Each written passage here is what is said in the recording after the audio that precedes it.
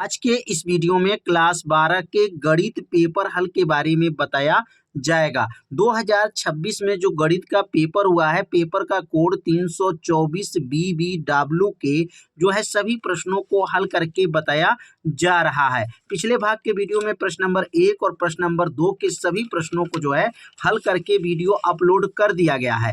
आज के जो इस वीडियो में जो है प्रश्न नंबर 3 से लेकर के आगे के सभी प्रश्नों को जो है हल करके बताया जाएगा। तो प्रश्न नंबर 3 है, रेखा युग्म x plus 3/3 y minus 1/5 z plus 3/4 और x plus 1/1 y minus 4/1 z minus 5/2 के मध्य कोण ज्ञात कीजिए। तो कैसे यहाँ पर कार्तिक के तल के अनुसार जो है कोण कैसे ज्ञात करेंगे। तो कार्तिक जो समीकरण दिया गया है x plus 3/3 y minus 1/5 z plus 3/4, इसको तुलना करेंगे। कैसे तुलना करेंगे, यहाँ पे तुलना करेंगे x माइनस x1 बटा यहाँ हो जाएगा a1 बराबर हो जाएगा y माइनस y1 बटा हो जाएगा यहाँ पर b1 बराबर z माइनस z1 बटा c1 से क्या करेंगे, यहाँ पर तुलना करेंगे।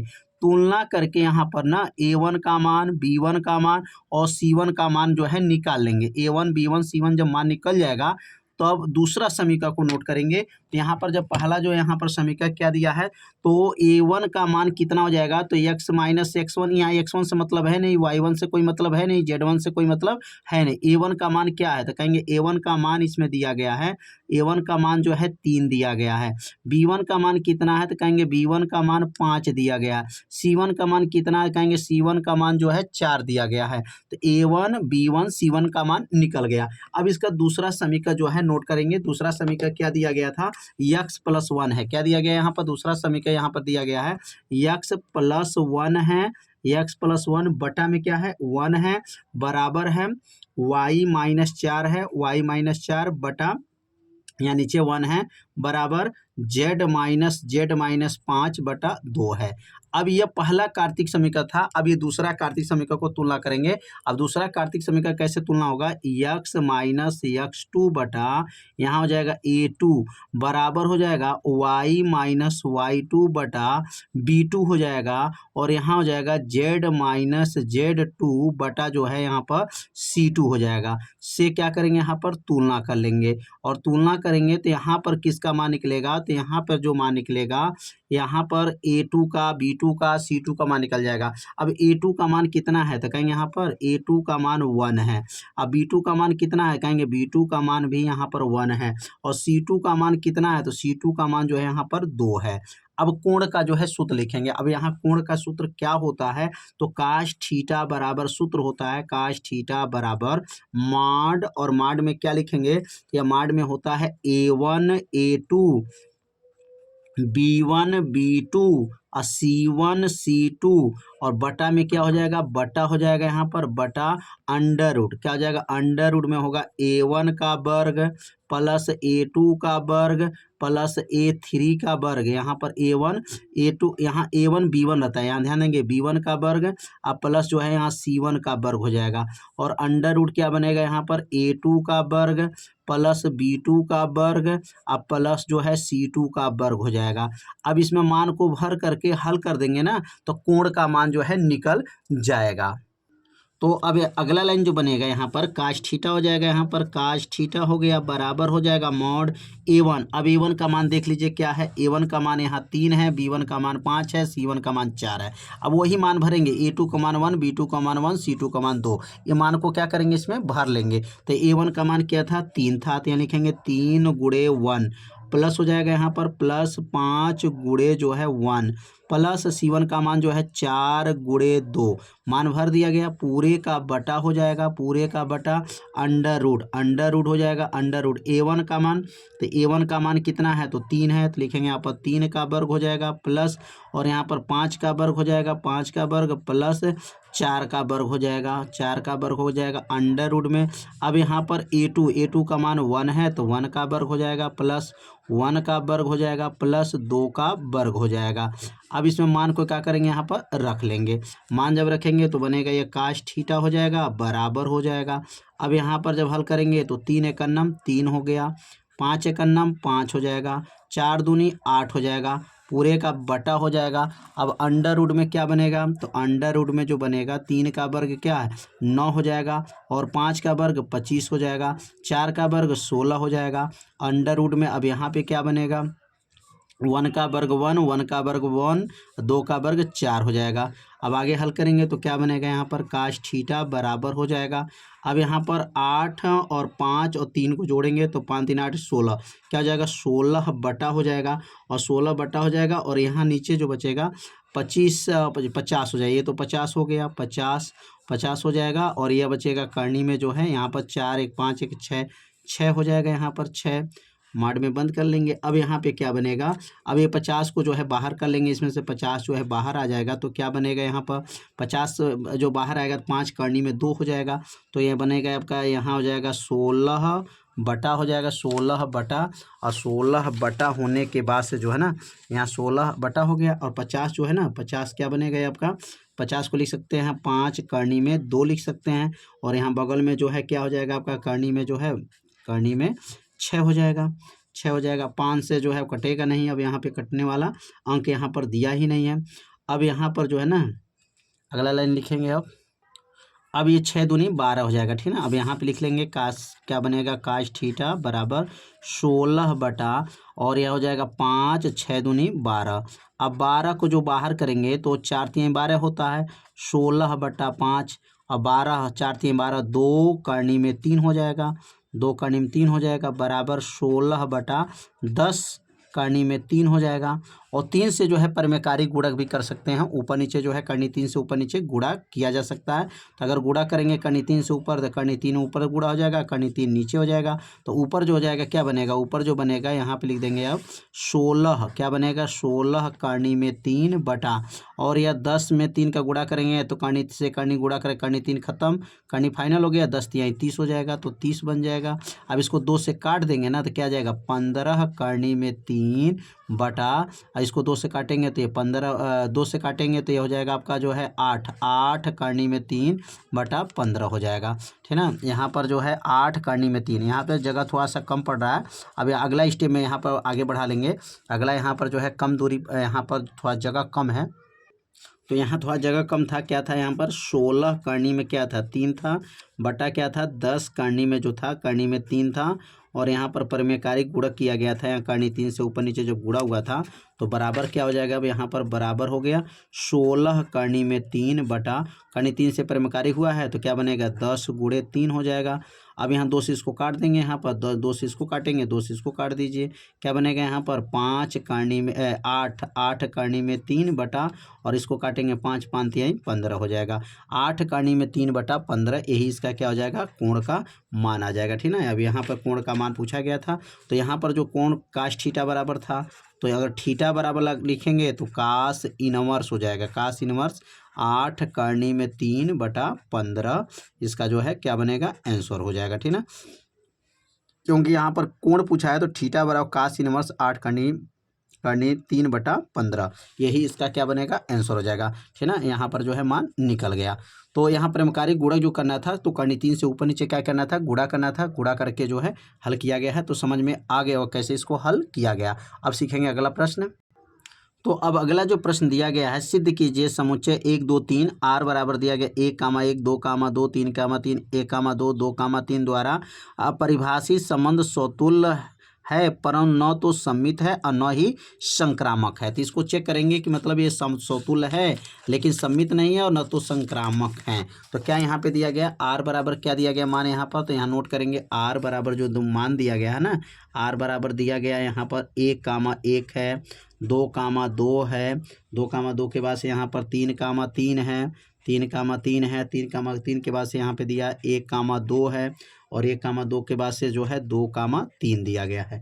यही मान जो है यहाँ पर दिया गया है। अब इसको चेक करेंगे कि स्वतुल्य है, तो स्वतुल्य का नियम क्या है। स्वतुल्य का नियम का मतलब होता है कि अगर a, दोनों मान बराबर हों, आपका जो है इस रिलेशन में जो है दोनों मान बराबर हैं, a बराबर हो, b बराबर हो, या 1 बराबर हो, 2 बराबर हो, तो स्वतुल्य माना जाता है। तो यहाँ पे क्या देख रहे हैं, 1, जो है ना, यह जो है रिलेशन जो है इसमें R में है, और 2, भी क्या इसके अंदर है क्या, तो 2, भी जो है R के अंदर है। जब 2, भी है, यहाँ देख रहे हैं 3, भी जो है R के अंदर है।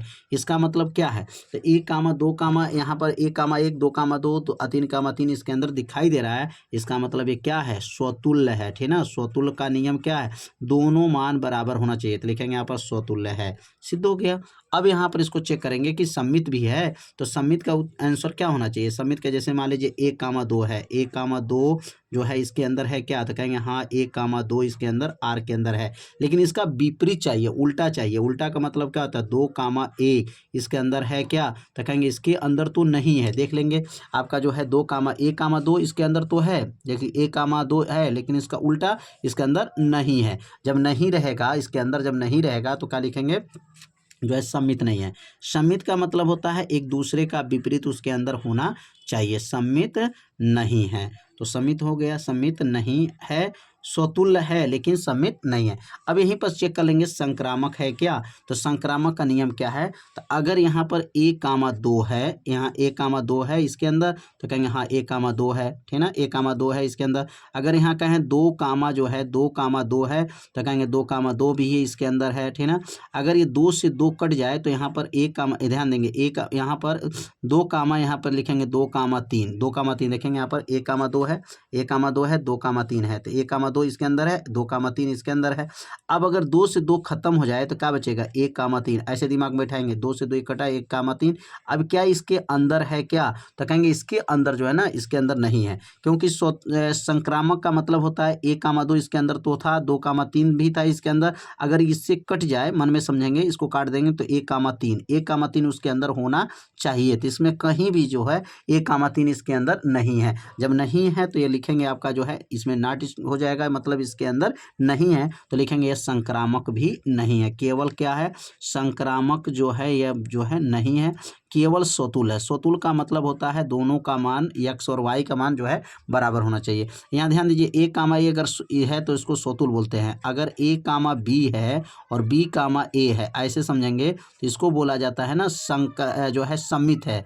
अगर मान लीजिए जो है, अगर तीसरा पद, 3 पद रहता है, अगर ये दूसरा से इसका पहला से कट जाए तो पहला और तीसरा जो अगर आ रहा है, पहला और यहाँ इसका तीसरा वाला पद जो है, अगर उसके अंदर है तो उसको संक्रामक माना जाता है। लेकिन इसके अंदर तो है नहीं, तो जब है नहीं तो कहेंगे आपका केवल क्या है, स्वतुल्य है, सम्मित नहीं है, संक्रामक नहीं है। अब अगला क्वेश्चन देखेंगे। अगला क्वेश्चन क्या दिया है, tan इनवर्स cos x बटा 1 माइनस साइन एक्स है। अब यहाँ पर जो है tan इनवर्स को जो है हटाना है, और हटा करके इसको जो है चेक करेंगे कि यहाँ पर tan कैसे बनेगा। तो कैसे बनाया जाएगा, इसको अब एक एक लाइन को समझाएंगे, आपको बहुत सरल भाषा में बताएंगे, जिससे आपको तुरंत क्या हो जाएगा, समझ में आ जाएगा। तो अब यहाँ पे लिखेंगे क्या था, यहाँ पर tan इनवर्स था, और क्या था यहाँ पर cos x है, और बटा में क्या है 1 माइनस साइन एक्स है, ठीक ना। अब इसको सॉल्व करेंगे और इसको जो है हल करके पता करेंगे इसका आंसर क्या आना चाहिए, ठीक ना। तो अब यहाँ पर जो बनेगा, यहाँ पर जो सबसे पहले यहाँ पर जो फार्मूला समझेंगे कि यहाँ पर फार्मूला क्या बनेगा। तो पहले लिखेंगे यहाँ पर cos a का फार्मूला, यहाँ लिख दे रहे हैं। cos a का सूत्र क्या है, तो कहेंगे cos square a minus sine square a। ये किसका सूत्र है, तो ये कहेंगे cos a का जो है यह फार्मूला हो गया, ठीक ना। cos a का फार्मूला क्या है, cos square a minus sine square a/2 होता है। क्या होता है, a/2, और यहाँ पर भी होगा a/2, क्योंकि यहाँ पर cos a है, cos 2a नहीं है, cos a का सूत्र यहाँ पर लिखना है। और यहाँ ये 1 जो दिखाई दे रहा है ना, ये 1 का भी मान आपको रखना पड़ेगा, और यहाँ इसका सूत्र क्या बनेगा, cos square a/2 plus sine square a/2। इसका मान क्या होता है, कहेंगे cos square a/2 sine square a/2 अगर प्लस में है तो उसका मान 1 होता है, ठीक ना। 2 सूत्र हो गया, अब यहाँ 2 सूत्र लागू हो गया, और साइन a का सूत्र होता है, याद रखेंगे साइन a का सूत्र क्या बनता है। अब साइन तो साइन ए का सूत्र याद रखेंगे 2 sin a/2 इंटू क्या होता है cos a/2, ठीक ना। Sign a/2 into cos a/2 जो है यहाँ पर सूत्र को लिख लेंगे। साइन यहाँ पर a का सूत्र क्या होता है 2 sin a/2 into cos a/2, यहाँ पर सूत्र लागू करेंगे। अब यहाँ पर 3 सूत्र जो है आपको लागू करना है। तो कैसे लागू करेंगे, एक एक लाइन जो है आप लोग समझेंगे, बहुत आसान है। अब यहाँ पे क्या लिखेंगे tan इनवर्स, ये cos a को पहले हटाइए। cos a का सूत्र क्या बताए हैं, cos स्क्वायर जो है ना, ये a/2 है तो यहाँ x/2 हो जाएगा, क्योंकि x के पद में है माइनस साइन स्क्वायर x/2 हो जाएगा। पूरे का बटा हो जाएगा, पूरे का बटा 1 हो जाएगा माइनस 1 के जगह पर भी रखना है। 1 के जगह पे क्या रखना है, तो लिखेंगे आपका cos square a/2 plus sine square a/2 रखना है, क्योंकि इसका मान 1 होता है। माइनस हो जाएगा यहाँ पर, और यहाँ पर जो है ना साइन a का सूत्र लिखेंगे। क्या सूत्र लिखे हैं, 2 sin x/2 इंटू कास जो है x/2 हो जाएगा, ठीक ना। यहाँ पर cos x/2 हो जाएगा, ठीक ना। यहाँ पर जो मान रखे हैं ना, यहाँ पे जो मान रखा गया है, ठीक ना, यहाँ कोष्टक को जो है बंद कर लीजिएगा। यहाँ पर किसका मान लिखे हैं, cos a का सूत्र लिखे हैं। cos a का cos square x/2 minus sine square x/2 हो गया, 1 का हो गया, और ये जो है साइन x का हो गया। अब अगला स्टेप जो बनेगा ना, यहाँ पर tan इनवर्स हो जाएगा कोष्टक में। अब देखिए ध्यान से, ये सूत्र हो गया a का वर्ग माइनस b का वर्ग, a का वर्ग माइनस b का वर्ग, ये सूत्र लागू कर लेंगे। यहाँ पर भी सूत्र बना a square plus b square minus 2ab, यहाँ पर दोनों सूत्र बनेगा। तो यह दोनों सूत्र क्या बनेगा, cos x/2 plus sign x/2, एक में प्लस हो जाएगा और एक में क्या हो जाएगा, माइनस हो जाएगा। cos x/2 minus sign x/2, एक में प्लस बनेगा और एक में माइनस बनेगा, ठीक ना। अगला स्टेप बनेगा। अब यहाँ पर cos x/2 प्लस साइन, मतलब एक में प्लस हो गया, एक में माइनस हो जाएगा, और यहाँ बटा हो जाएगा। और ये पूरा सूत्र भी बन गया, a का वर्ग प्लस b का वर्ग माइनस 2ab, तो ये भी होल स्क्वायर बन जाएगा। किसका होल स्क्वायर, देखिए आगे cos है तो cos का ही पदों में लिखेंगे। तो लिखेंगे यहाँ पर cos a/2 minus sign a/2, मैंने यहाँ a/2 मतलब नहीं रखना है, यहाँ पर a के जगह पर ना x रखना है, याद रखिएगा। यहाँ पर x/2 और यहाँ पर भी लिखेंगे x/2 का क्या बनेगा, होल स्क्वायर हो जाएगा, ठीक ना। अब यहाँ पर जो है ना एक पद जो है यहाँ पर कट जाएगा, क्योंकि एक माइनस वाला एक पद जो है कट जाएगा पूरा। अब क्या बचेगा, यहाँ पर tan इनवर्स हो जाएगा, और यहाँ बचेगा ऊपर क्या बचेगा, cos x/2 plus sign x/2 बचेगा, पूरे का बटा हो जाएगा, और नीचे क्या बनेगा, cos x/2 और माइनस जो है साइन x/2, क्योंकि यहाँ 2 पद था तो एक पद बचा रहेगा। अब यहाँ पर ना इसको tan बनाना है। अब देखिए tan है तो यहाँ पर भी tan बनाएंगे, तो कैसे tan बनेगा, tan इनवर्स हो जाएगा।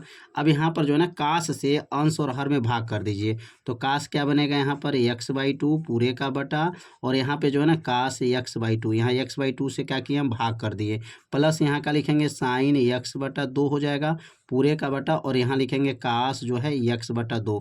यहाँ पर अंश में जो है ना cos से जो है cos x/2 से क्या किए हैं, भाग कर दिए। वही काम हर में भी करना है। अब क्या बनेगा, यहाँ पर cos जो है x/2 पूरे का बटा, cos यहाँ पर भी हो जाएगा x/2, और यहाँ लिखेंगे माइनस साइन जो है x/2 हो जाएगा, पूरे का बटा, cos जो है x/2 हो जाएगा, ठीक है। यहाँ पर भी cos से क्या किए हम, भाग कर दिए। ये cos से ये cos कट जाएगा, ये cos से ये cos कट जाएगा। क्या बचेगा, अब अगला स्टेप बनेगा आपका tan इनवर्स हो जाएगा कोष्टक में, यहाँ बचेगा 1 प्लस हो जाएगा, और ये बनेगा tan बन जाएगा। tan जो है बनेगा, जो है क्या बनेगा, tan x बटा जो है क्या बन जाएगा, tan x/2 जो है यहाँ पर बन जाएगा। साइन बटा cos क्या बनता है, tan x/2 हो जाएगा, पूरे का बटा जाएंगे, नीचे क्या बनेगा 1 माइनस tan x/2 हो जाएगा, ठीक ना। tan कहाँ से आ गया, साइन बटा cos मिलेगा तो क्या बनेगा, tan हो जाएगा। अगर यहाँ पर एक के जगह tan 45 रख देंगे, यहाँ पर tan 45 रखा जा सकता है, और यहाँ पर 1 से गुणा कर लेंगे, क्योंकि ये सूत्र बनाएंगे, ठीक ना। ये सूत्र बना दिया जाएगा tan के पदों में। तो अगला स्टेप क्या बनेगा, तो यहाँ अगला स्टेप जो बनेगा, tan इनवर्स क्या था, यहाँ पर 1 प्लस जो है tan यहाँ पर x/2 था, और बटा में नीचे क्या था 1 माइनस 1 से यहाँ गुणा कर लेंगे, क्योंकि यहाँ पर सूत्र बनाना है tan x/2। अब यहाँ पर 1 से गुणा करेंगे तभी tan का नाम tan ही हो रहेगा। तो अगला स्टेप क्या बनेगा, tan इनवर्स हो जाएगा। 1 के जगह पर लिखेंगे tan 45 अंश हो जाएगा, प्लस जो है tan यहाँ पर x/2 हो जाएगा, पूरे का बटा हो गया 1 माइनस 1 के जगह पे क्या लिखेंगे tan 45 अंश हो जाएगा, tan जो है x बटा 2 हो जाएगा।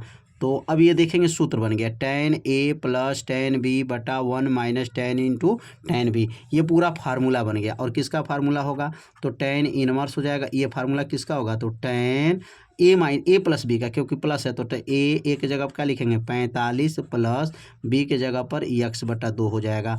ये पूरा फार्मूला किसका है? tan a प्लस बी का। तो ए के जगह पर 45 है, बी के जगह पर x बटा 2 है। tan a plus tan b बटा 1 minus tan a into tan b।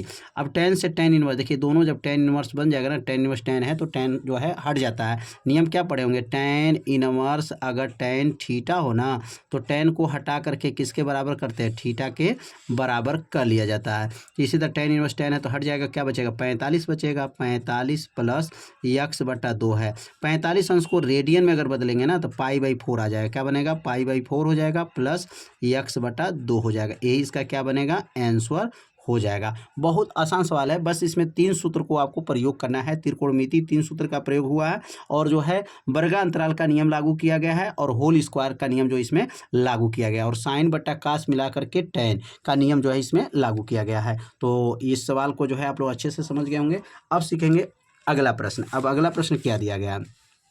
अब अगला क्वेश्चन है x plus Y plus Z बराबर 9 है, x प्लस जेड बराबर 5 है, y प्लस जेड बराबर 7 है। x y z का मान ज्ञात करेंगे। 2 नंबर का क्वेश्चन है, बहुत आसान क्वेश्चन दिया गया है। अब यहाँ पे जो समीकरण दिया गया है ना, अब समीकरण को यहाँ पे नोट करेंगे। समीकरण क्या है? अब यहाँ पर जो कोष्टक के अंदर जो समीकरण दिया गया था, यहाँ पे क्या है? x plus Y plus Z और यहाँ नीचे दिया गया है x प्लस जेड है और यहाँ पे जो दिया गया है y प्लस जेड है और ये किसके बराबर है? तो कहेंगे ये बराबर जो दिया गया है ना, ये बराबर है 9 है, 5 है और क्या दिया गया है यहाँ पर? 7 है। अब ये दोनों समीकरण को जो है ना, अब यहाँ 3 समीकरण बना है, 3 समीकरण तुलना कर लेंगे तो क्या बनेगा? यहाँ लिखेंगे आपका तुलना करने पर और तुलना करने के बाद से जो है यहाँ तुलना करने पर लिख लेंगे और तुलना करके जो है हल करेंगे। तो अब क्या लिखा जाएगा? यहाँ पर अगला लाइन लिखेंगे x plus Y plus Z बराबर 9 हो जाएगा। समीकरण नंबर यह बनेगा 1 और अगला बनेगा आपका क्या लिखेंगे? x प्लस जेड बराबर जो है 5 हो जाएगा। ये बनेगा समीकरण नंबर 2। अगला बनेगा y प्लस जेड बराबर हो जाएगा आपका 7। अब इस समीकरण 1 में से ना, समीकरण 1 में से अगर 2 को घटा देंगे तो 1 मान निकलेगा। समीकरण 1 में से 3 को घटा देंगे तो 1 मान निकल जाएगा। अब समीकरण 1 वाला मान को देख लीजिए, समीकरण 2 वाला मान को देख लीजिए। अब 1 में से 2 को घटाने जा रहा है तो समीकरण 1 माइनस समीकरण 2 करेंगे तो यहाँ पे लिखेंगे समीकरण 1 माइनस समीकरण 2 से। समीकरण 1 माइनस जो है समीकरण 2 से कर लेंगे। अब समीकरण 1 में से समीकरण 2 को क्या करेंगे? घटा देंगे। समीकरण 1 क्या था? समीकरण 1 जो बना था ना, x प्लस वाई प्लस क्या था? जेड बराबर 9 था और समीकरण 2 क्या था? x प्लस जेड था। x प्लस जेड बराबर क्या था? तो x प्लस जेड बराबर 5 था। इसको घटाएंगे जब ना तो ये माइनस हो जाएगा, माइनस हो जाएगा, माइनस हो जाएगा। x से x कट जाएगा, जेड से जेड कट जाएगा, बचेगा y और y बराबर 9 में से 5 जाएगा 4। y का मान क्या आ गया? 4 आ गया। एक समीकरण 1 मान निकल गया। अब समीकरण 1 में से जो है ना, समीकरण 1 में से जो है 3 को घटा देंगे। समीकरण 3 को जब घटाएंगे, समीकरण 1 माइनस समीकरण 3 से करेंगे तो समीकरण 3 से जब घटाएंगे तब क्या बनेगा? तो समीकरण 1 उतारेंगे, क्या हो जाएगा? समीकरण 1 क्या बना था? x plus Y plus Z बराबर क्या था? 9 था। और समीकरण 3 क्या था? y प्लस जेड था और y प्लस जेड बराबर क्या था? 7 था। अब इसको घटा दीजिए, माइनस माइनस माइनस कर लीजिए, y से y खत्म, z से z खत्म, क्या बचेगा? x बराबर 9 में से 7 जाएगा तो 9 में से जब 7 जाएगा 2 आ गया, x का मान 2 आ गया। अब देखिए किसका किसका मान आ गया? x का मान निकल गया, y का मान निकल गया। अब x और y का मान जो निकला है ना तो लिखेंगे यहाँ पर x तथा y का मान जो निकला है, y का मान जो निकला है ना वह समीकरण नंबर जो है ना 1 में रख दिया जाएगा तो z का मान निकल जाएगा। समीकरण 1 में रखने पर, समीकरण 1 में रखने पर समीकरण 1 क्या था? समीकरण 1 जो है यहाँ पे क्या बना था? समीकरण 1 यहाँ पे जो दिया गया है x plus Y plus Z बराबर क्या था? x plus Y plus Z बराबर 9 था। अब इसमें मान रखेंगे तो x का मान क्या आया था? तो x का मान 2 आया था, रख देंगे। y का मान क्या आया था? 4 आया था और z का मान निकालना है, बराबर क्या हो गया? 9। 4 2 क्या हो गया? 6 प्लस जेड बराबर क्या हो जाएगा? 9। 6 को पछांदा करेंगे, z बराबर क्या बनेगा? 9। 9 माइनस क्या हो जाएगा? 9 माइनस 6 हो जाएगा तो z बराबर 9 में से 6 जाएगा तो 3 आ गया। z का मान क्या आ जाएगा? 3। तो इसमें z का मान 3 आ गया। तो x का मान निकला, y का मान निकला और z का मान निकला। इसमें तीनों मान जो है निकल गया। अब अगला जो प्रश्न है, समांतर चतुर्भुज का क्षेत्रफल ज्ञात कीजिए। संलग्न भुजाएं वेक्टर ए बराबर दिया गया, वेक्टर बी बराबर दिया गया है। तो कैसे हल करेंगे, यहाँ पर समांतर चतुर्भुज का क्षेत्रफल निकालना है। तो सबसे पहले क्या लिखा गया यहाँ पर, वेक्टर ए बराबर क्या है, तो वेक्टर ए बराबर दिया गया है आई माइनस जो है जे प्लस 3k दिया गया है, वेक्टर ए बराबर। और वेक्टर बी बराबर क्या दिया गया है, तो वेक्टर बी बराबर दिया गया 2i माइनस जो है 7j प्लस जो है यहाँ पर k दिया गया है। तो पहले क्वेश्चन को जो है नोट कर लेंगे। नोट करने के बाद से पहले vector A cross vector B निकाला जाता है। Vector A cross vector B निकालेंगे तो कितना आएगा, तो सबसे पहले यहाँ पर कैसे लिखेंगे, आई जे के, और यहाँ पर आई वाला गुणांक कितना है, कहेंगे 1 है। आई के बगल में यहाँ 1 छिपा हुआ है, जे के बगल में -1 है, के के बगल में 3 हो गया, आई के बगल में 2 है, जे के बगल में -7 है, और के बगल में 1 है। अब इसको प्रसार जब कर लेंगे, इसका प्रसार जब किया जाएगा तो क्या आएगा यहाँ पर, प्रसार करने पर, तो यहाँ पर जब प्रसार करेंगे ना, तो यहाँ आई वाला लाइन को लीजिए, नीचे काट दीजिए, खत्म, ऊपर खत्म, -1 -7 3 1, और अगला जब जे वाला लेंगे ना तो आगे माइनस चिन्ह लगाते हैं, हर दूसरा माइनस होता है। जे वाला लाइन को काट दीजिए, ऊपर खत्म, 1 2 3 1 हो जाएगा, प्लस हो जाएगा यहाँ पर के, और यहाँ के वाला लाइन को काटेंगे, नीचे काटेंगे, ऊपर खत्म, क्या बनेगा 1 2 -1 -7।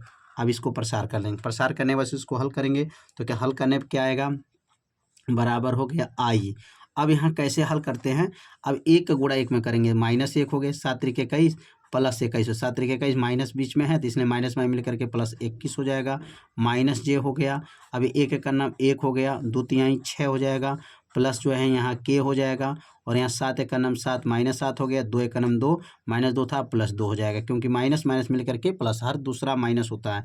अब -1 21 में से 1 जाएगा तो क्या बनेगा, 20 आई हो जाएगा, 1 में से 6 घटाएंगे -5, और माइनस से मिल करके +5 जो है जे बन जाएगा, 2 में से 7 घटाएंगे -5 जो है यहाँ पर के बन जाएगा, ये बन गया, किसका मान आ गया, तो यह मान जो निकला है ना, vector A cross vector B का मान निकल गया, vector A cross vector B का मान जो है निकल चुका है। अब यहाँ पर इसका मापांक निकालेंगे, क्या निकालेंगे, इसका मापांक निकाला जाता है। तो अब यहाँ पर इसका मापांक कैसे निकालेंगे, तो यहाँ लिखेंगे vector A cross vector B का मापांक। मापांक जो निकलता है ना, अंडर रूट कर लेते हैं, अंडर रूट 20 का वर्ग हो जाएगा, 20 का वर्ग हो गया, प्लस 5 का जो है वर्ग हो जाएगा, प्लस जो है -5 का जो है वर्ग हो जाएगा। मापांक का मतलब आई वाले बगल वाला मान, जे वाला बगल वाला मान, के वाला बगल वाला मान जो है रखा जाता है, अंडर रूट। 20 का वर्ग क्या हो जाएगा, कहेंगे 20 का वर्ग 400 हो जाएगा, और यहाँ 5 का वर्ग जो है 25 हो जाएगा, और 5 का वर्ग जो है 25 हो जाएगा। दोनों को जोड़ेंगे 25 25 50, इसको जोड़ लेंगे 450 हो जाएगा, और 450 को जो है बाहर करेंगे ना तो क्या बनेगा, यहाँ पर जो है, यहाँ जो बाहर आएगा इसको जोड़ा जो बैठाएंगे तो क्या बनेगा, अब यहाँ पे लिख सकते हैं ना 225 का 2, 225 का 2 करेंगे ना तो 450 होता है। 225 किसका वर्गमूल होता है, तो 15 का, 15 करनी में 2 जो है यहाँ पर माना या vector A cross vector B. अब यहाँ लिखेंगे समांतर चतुर्भुज का क्षेत्रफल, क्या लिखा गया यहाँ पर, समांतर चतुर्भुज का क्षेत्रफल, समांतर जो है चतुर्भुज का क्षेत्रफल। तो समांतर चतुर्भुज का जो है यहाँ पर क्षेत्रफल क्या होगा, तो समांतर चतुर्भुज का जो है क्षेत्रफल का सूत्र यहाँ पे लिख लेंगे। समांतर चतुर्भुज का क्षेत्रफल बराबर क्या होता है, वेक्टर ए का मापांक क्रॉस वेक्टर बी। तो वेक्टर ए गुण क्रॉस वेक्टर बी का मापांक ही समांतर चतुर्भुज का क्षेत्रफल होता है। तो कितना आंसर आ जाएगा इसका, 15, क्या जाएगा, 15 करनी में 2 जो है इसका आंसर आ जाएगा। तो समांतर चतुर्भुज का क्षेत्रफल 15 करनी में 2 वर्ग इकाई लिख सकते हैं। तो अब सीखेंगे अगला प्रश्न क्या है। तो अगला जो प्रश्न दिया है, सिद्ध कीजिए फलन एफ एक्स का मान यहाँ साइन एक्स बटा एक्स है, और एक्स नॉट इक्वल टू 0 दिया है, और यहाँ पर 1 दिया है, एक्स बराबर 0 दिया है। एक्स व 0 पर यह संतत फलन है। इसको सिद्ध करा करके जो है चेक करना है कि यह फलन जो है संतत है कि नहीं है। तो संतत का नियम पहले सीख लेंगे। पहले क्वेश्चन क्या दिया गया, क्वेश्चन पहले नोट करेंगे कि एफ एक्स का मान क्या दिया गया। तो फलन एफ एक्स बराबर जो दिया गया है ना, यहाँ दिया गया साइन एक्स बटा जो है एक्स दिया गया है, और 1 दिया गया है यहाँ पर, और और यहाँ पे बताया गया है कि यहाँ पर जो है नियम क्या है कि यक्स नॉट इक्वल टू 0 बताया गया है और यक्स बराबर 0 बताया गया, ठीक ना। तो इसका मतलब समझ आएंगे कि इसका मतलब क्या है। देखिए यक्स बराबर 0, यक्स बराबर जब 0 कहे जाएगा ना तो ये फलन लेंगे, और 0 से छोटा कहेगा तो कहेगा देखिए ये बताया कि 0 के बराबर नहीं चाहिए। जब 0 के बराबर नहीं चाहिए तो क्या चाहिए, 0 से बड़ा यही फलन है, 0 से छोटा यही फलन है, 0 के बराबर कहेगा तो यह फलन हो जाएगा। ध्यान देंगे ये लिख दिया, आगे ही बता दिया गया है कि 0 के बराबर नहीं चाहिए, तो इसका मतलब 0 के बराबर जब नहीं चाहिए तो चाहिए क्या, 0 से छोटा तो यही फलन होगा, 0 से बड़ा कहेगा तो यही फलन होगा, 0 के बराबर कहेगा तो यह फलन लेंगे। तो यहाँ पर x बराबर क्या लिखेंगे, x बराबर 0 पर हम लोग संतत चेक करेंगे, तो x बराबर 0 पर फलन का मान f x का मान क्या आएगा, तो कहेंगे f x का मान जो देखेंगे f x का मान यहाँ पर देखिए 0, x बराबर 0 पे फलन क्या है 1 है, तो यहाँ 1 आ जाएगा, समीकरण नंबर 1 हो गया। अब यहाँ पर एक काम हो गया, अब यहाँ पे ना LHL निकालेंगे, RHL निकालेंगे यहाँ पे, ठीक ना। अब यहाँ पर लिखेंगे LHL, लेफ्ट हैंड लिमिट इसको बोला जाता है, ठीक है ना, लेफ्ट हैंड लिमिट लिखा जाता है। इसको आप कैसे लिखेंगे, तो लिखेंगे यहाँ पर लिमिट x टेस्ट टू 0 से छोटा, और यहाँ लिखेंगे f x, ठीक ना, 0 से छोटा। अब 0 से छोटा कौन है बताइए, अब 0 से छोटा, इसको 0 से छोटा पढ़ेंगे तो 0 से छोटा वाला यही होगा, 0 से बड़ा वाला यही होगा, और 0 के बराबर कहेगा तो 1 होगा, तो 0 के बराबर वाला तो 1 हम लोग चेक कर लिए हैं। अब यहाँ f x का मान रखेंगे, तो अगला लाइन क्या बनेगा, लिमिट x टेस्ट टू 0 से छोटा, एफ एक्स का मान क्या रहेगा यहाँ पर साइन x बटा x हो जाएगा। और यहाँ पे अगर लिमिट के साथ साइन x बटा x आता है तो ये पूरा मान क्या होता है, अगर लिमिट लगा हो तो साइन x बटा x का मान 1 होता है। क्या इसका सूत्र क्या पढ़े हैं, साइन अगर x टेस्ट टू जो है 0 दिया हो और ये साइन x है बटा में x दिया हो तो उसका वैल्यू पूरा मान क्या होता है 1 ही होता है, ठीक ना। इसका पूरा मान क्या बन जाएगा, तो इसका पूरा मान जो है ये भी पूरा मान, ये सूत्र हो गया, इस पूरा मान इसका क्या बनता है, यहाँ पर अगर साइन थीटा हो तो थीटा लिख सकते हैं यहाँ पर, तो ये पूरा मान जो है यहाँ पर 1 हो जाएगा। इस समीकरण नंबर क्या बनेगा 2 बनेगा, समीकरण 2 बन गया। अब यहाँ पे लिखेंगे RHL, देखिए समीकरण 1 में भी 1 आया है, समीकरण 2 में भी 1 आया है। अब लिखेंगे RHL, RHL मतलब राइट हैंड लिमिट। अब यहाँ पे क्या लिखेंगे, लिमिट हो जाएगा, लिमिट x टेस्ट टू जो है 0 से बड़ा, 0 से बड़ा वाला फलन एफ एक्स लेना है। अब 0 से बड़ा वाला फलन तो वही लेंगे क्योंकि बता दिया गया है कि यहाँ पर 0 के बराबर है तो केवल ये लेंगे, 0 से छोटा तो यही होगा, 0 से बड़ा रहेगा यही फलन लेंगे, बस 0 के बराबर नहीं लेना है, इसमें बताया गया है। तो अब अगला स्टेप क्या बनेगा, अगला जो बनेगा यहाँ पे लिखेंगे लिमिट हो जाएगा, लिमिट x टेस्ट टू जो है 0 से बड़ा और एफ एक्स का मान क्या रखेंगे तो साइन x बटा x हो जाएगा। और इसका भी मान जो है ना, इसका जब साइन x बटा x लिमिट के साथ आ जाए, साइन x बटा x लिमिट के साथ आ जाए तो इसका वैल्यू क्या होता है, इसका वैल्यू 1 होता है। तो समीकरण नंबर क्या बन गया 3, मतलब LHS का मान, एफ एक्स का मान, RHL तीनों मान जो है बराबर है। तो क्या लिखेंगे यहाँ पर, एफ एक्स का मान बराबर LHL का मान बराबर RHL का मान, तीनों मान क्या है बराबर है। अतः क्या लिखेंगे, x बराबर 0 पर फलन क्या है, फलन जो है संतत है। फलन क्या लिखेंगे यहाँ पर, फलन संतत है, संतत है, ठीक ना, यहाँ पर फलन संतत है।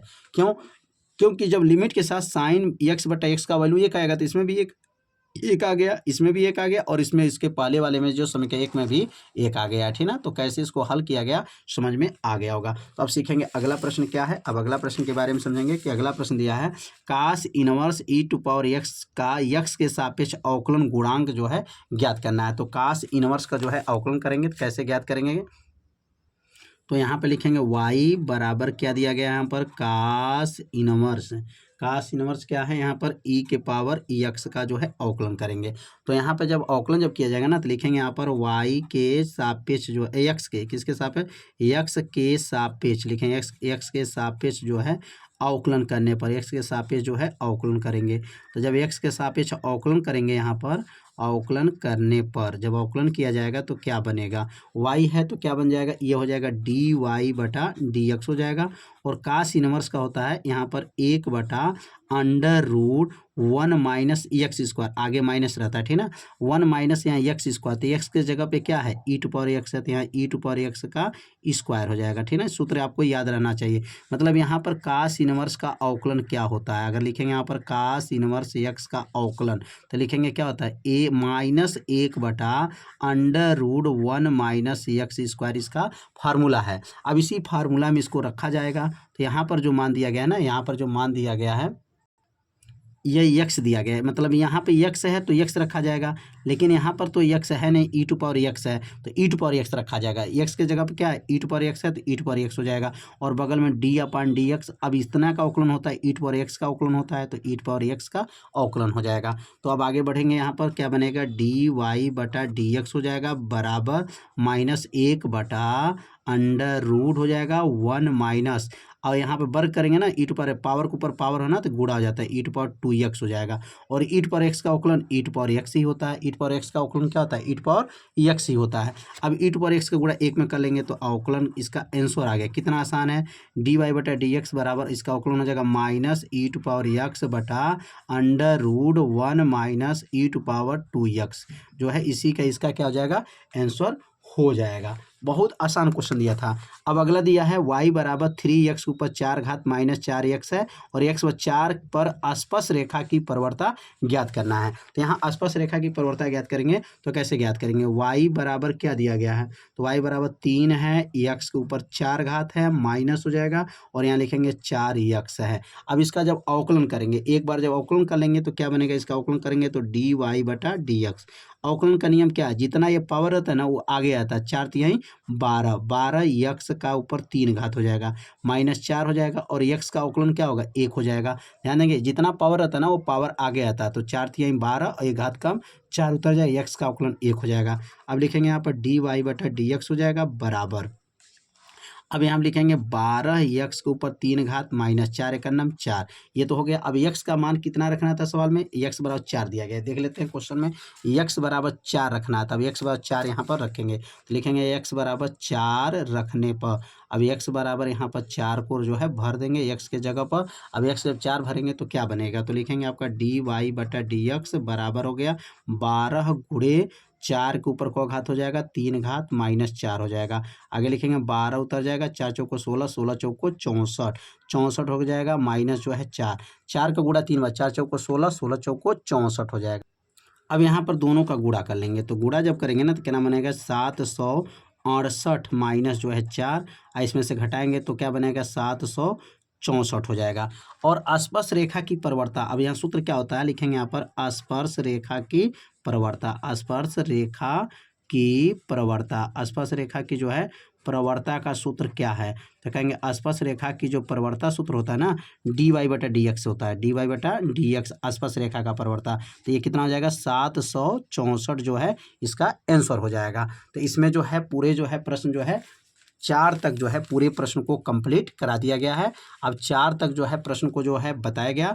अब अगले भाग में जो है प्रश्न नंबर 5 से लेकर के आगे के सभी प्रश्नों को जो है हल करके बताया जाएगा। तो वीडियो बनाने में जो है बहुत मेहनत लगता है, तो आप सभी लोग इस वीडियो को जो है लाइक कर दीजिए, और चैनल पे यदि आप पहली बार आए होंगे तो चैनल को सब्सक्राइब जरूर कर लीजिए। तो मिलते हैं अब अगले भाग में, तब तक के लिए जय हिंद जय भारत।